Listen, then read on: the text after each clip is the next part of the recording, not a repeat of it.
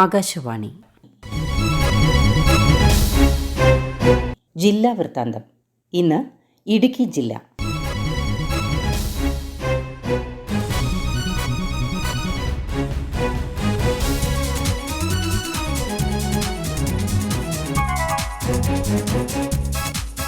ജില്ലാ വിശേഷങ്ങളുമായി ആകാശവാണി പ്രതിനിധി രതീഷ് കൃഷ്ണ. ജില്ലയിൽ കഴിഞ്ഞ ദിവസങ്ങളിൽ പെയ്ത കനത്ത മഴയിൽ 1.07 കോടിയുടെ കൃഷിനാശമുണ്ടായി. തീവ്ര മഴ പെയ്ത ജൂലൈ 28 മുതൽ 31 വരെയുള്ള കണക്കാണിത്. 675 കർഷകരുടെ 117.28 ഹെക്ടർ സ്ഥലത്തെ കൃഷി നശിച്ചു. നെടുങ്കണ്ടം ബ്ലോക്കിലാണ് വ്യാപക നാശമുണ്ടായത്. ഇവിടെ 256 കർഷകരുടെ 100.23 ഹെക്ടർ സ്ഥലത്തെ കൃഷി നശിച്ചു. ദേവികുളം ബ്ലോക്കിൽ 329 കർഷകർ കൃഷിനാശത്തിനിരയായി. 9.17 ഹെക്ടർ സ്ഥലത്തെ കൃഷി നശിച്ചു. അടിമാലി ബ്ലോക്കിൽ 46 കർഷകർക്ക് 10.19 ലക്ഷത്തിന്റെയും ഇളന്തേശം ബ്ലോക്കിൽ 11 കർഷകർക്ക് 1.76 ലക്ഷത്തിന്റെയും ഇടുക്കി ബ്ലോക്കിൽ 13 കർഷകർക്കായി 5.76 ലക്ഷവും തൊടുപുഴയിൽ 19 കർഷകർക്ക് 1.85 ലക്ഷവും നഷ്ടമുണ്ടായി. കൃഷിവകുപ്പിന്റെ പ്രാഥമിക വിവരശേഖരണത്തിൽ നിന്നുള്ള കണക്കാണിത്. കൃഷിനാശം നേരിട്ട പല കർഷകരും നഷ്ടപരിഹാരത്തിനായുള്ള അപേക്ഷകൾ നൽകി തുടങ്ങിയിട്ടേയുള്ളൂ.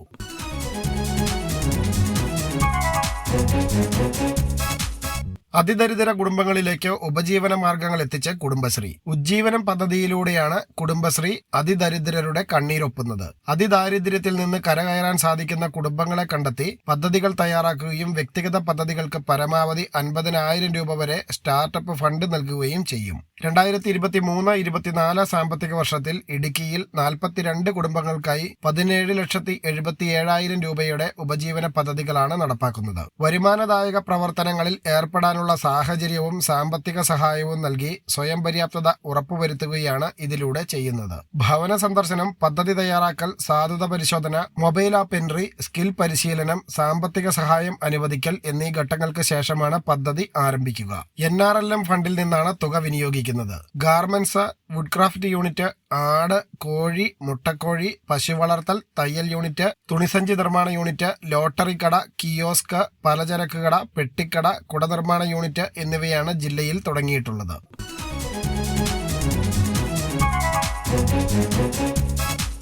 ഉപതെരഞ്ഞെടുപ്പിൽ ഇടുക്കി ജില്ലയിൽ UDFന് മേൽക്കൈ. ബ്ലോക്ക് ഡിവിഷൻ ഉൾപ്പെടെ 2 സീറ്റ് UDF നേടിയപ്പോൾ NDAയും LDFും ഓരോ സീറ്റ് നേടി. തൊടുപുഴ നഗരസഭ, അറക്കുളം ഗ്രാമപഞ്ചായത്ത്, നെടുങ്കണ്ടം ഗ്രാമപഞ്ചായത്ത്, ഇടുക്കി ബ്ലോക്ക് പഞ്ചായത്ത് എന്നിവിടങ്ങളിലെ ഓരോ വാർഡുകളിലേക്കാണ് ഉപതെരഞ്ഞെടുപ്പ് നടന്നത്. ഇടുക്കി ബ്ലോക്ക് പഞ്ചായത്ത് തോപ്രാംകുടി ഡിവിഷനിലേക്ക് നടന്ന ഉപതെരഞ്ഞെടുപ്പിൽ UDF സ്ഥാനാർത്ഥി ഡോളി സുനിലാണ് വിജയിച്ചത്. എതിർ സ്ഥാനാർത്ഥി LDFിലെ അനി കെ ഡാർലിയെ 739 വോട്ടിനാണ് ഡോളി സുനിൽ പരാജയപ്പെടുത്തിയത്. തൊടുപുഴ നഗരസഭയിലെ 9ാം വാർഡിൽ നടന്ന ഉപതെരഞ്ഞെടുപ്പിൽ UDF സ്ഥാനാർത്ഥി ജോർജ് ജോൺ കൊച്ചുപറമ്പിൽ 127 വോട്ടിന്റെ ഭൂരിപക്ഷത്തിൽ വിജയിച്ചു. അറക്കുളം ഗ്രാമപഞ്ചായത്ത് 6ാം വാർഡിൽ BJP സ്ഥാനാർത്ഥി വിനീഷ് വിജയൻ 137 വോട്ടിന്റെ ഭൂരിപക്ഷത്തിൽ വിജയിച്ചു. ഉടുമ്പൻചോല പഞ്ചായത്തിലെ 8ാം വാർഡായ പാറത്തോട്ടിൽ ഇടതുമുന്നണി സ്ഥാനാർത്ഥിയായ CPMലെ യേശുദാസ് രാജപ്പൻ 504 വോട്ടിന്റെ ഭൂരിപക്ഷത്തിലാണ് വിജയിച്ചത്.